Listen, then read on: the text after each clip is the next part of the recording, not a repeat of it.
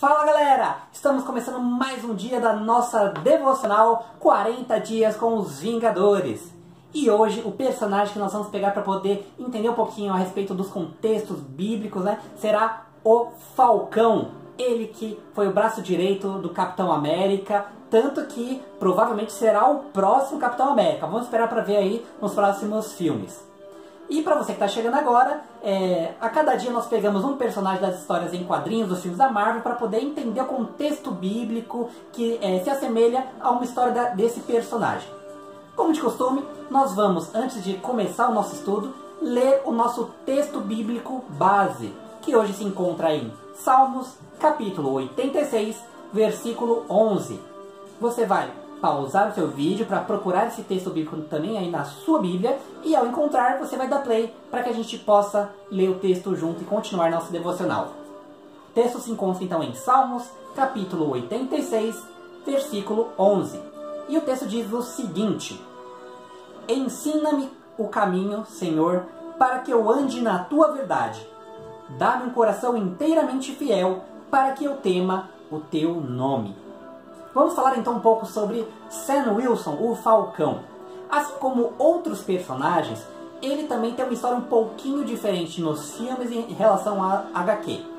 Nas HQs, histórias em quadrinhos, né, ele começou, na verdade, não sendo um herói, mas ele começou, infelizmente, no mundo do crime. Com a morte prematura de seus pais, ou seja, ele ainda era muito novo quando seus pais morreram, ele acabou se vendo em uma situação que acabou entrando na história do crime, né? E ele era conhecido como Snap nesse mundo do crime. Um dia ele acabou cruzando o caminho do Steve Rogers, o Capitão América. E a partir desse encontro, ele começou a conversar um pouco mais com o Capitão, começou então a ser seu aprendiz. O Capitão sempre o levava para poder aprender mais, né, para poder participar de missões. Isso ia fazendo muito bem para o Sam Wilson. E um dia ele acabou participando com o Capitão em uma missão no Rio de Janeiro. E nessa missão, ele acabou encontrando um animal, que era o Falcão Asa Vermelha. Ele gostou tanto desse animal, se deu tão bem com ele, que acabou adotando esse falcão para ele. E com o tempo, até o professor Charles Xavier começou a achar que o Sam era um mutante. Por quê? Porque ele se comunicava tão bem com o falcão que ele tinha, né, conseguia entendê-lo, se comunicar com ele, que ele achou que ele tinha algum poder mutante de falar com animais, de entender animais. Mas não, ele só era alguém com uma sensibilidade maior para poder entender os animais, né? Com o tempo também ele acabou conhecendo o Pantera Negra, que acabou ajudando a desenvolver as asas que ele usa hoje, que você bem sabe.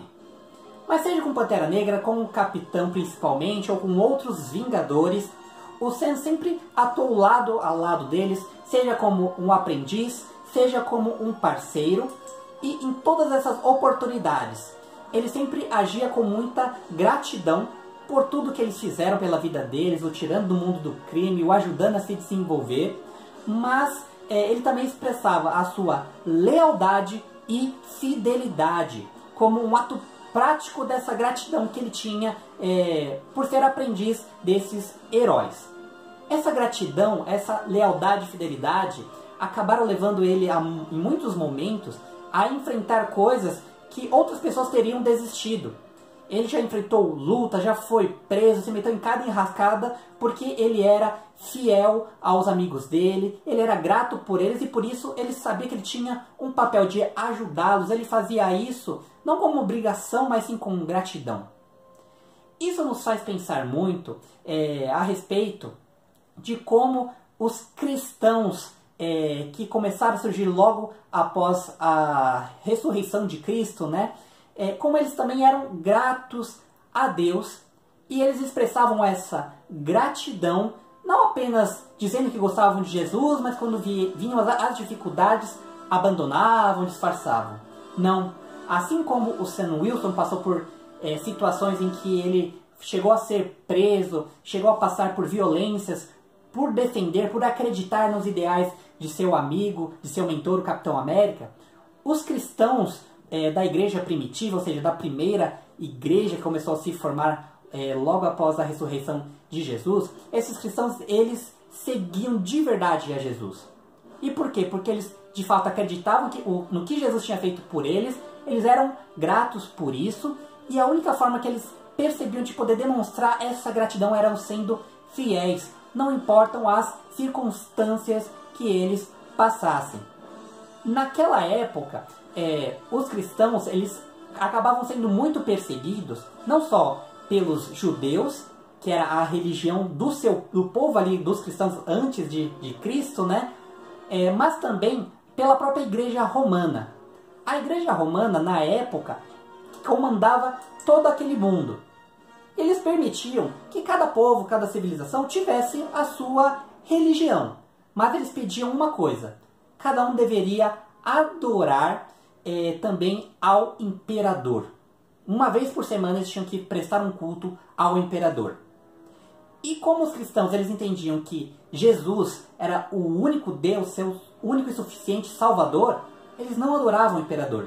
Isso também trouxe muitos problemas para os cristãos ali daquela época. Eles foram perseguidos pelas entidades romanas ali e passaram por muitas dificuldades. Mas isso acabava fortalecendo a fé deles e permitiam que eles demonstrassem essa fidelidade. E se você acha que isso fazia com que os novos cristãos que iam se convertendo ficassem com medo dessas perseguições, pelo contrário, cada vez mais eles se motivavam, vendo toda aquela situação, eles percebiam que tinham que ser muito fortes para lidar com isso, e a igreja de Cristo crescia e crescia e crescia a cada momento. Eu queria compartilhar também um texto com vocês que se encontra em Mateus, capítulo 24, versículo 9. Mateus, capítulo 24, versículo 9, que diz o seguinte: Então eles os entregaram para serem perseguidos e condenados à morte, e vocês serão odiados por todas as nações por minha causa. Vou ler de novo que eu li errado a primeira parte. Então eles os entregarão para seus perseguidores e os condenarão à morte, e vocês serão odiados por todas as nações por minha causa.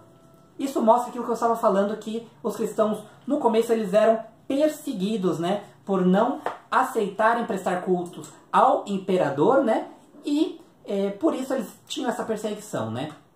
Uma coisa também que a gente pode tirar de lição a respeito dessa história é o seguinte: naquela situação em que o Império Romano permitia que todas as religiões pudessem existir ali em sua sociedade, né, os cristãos poderiam pensar: toda a sociedade não é contra a nossa fé, a nossa crença.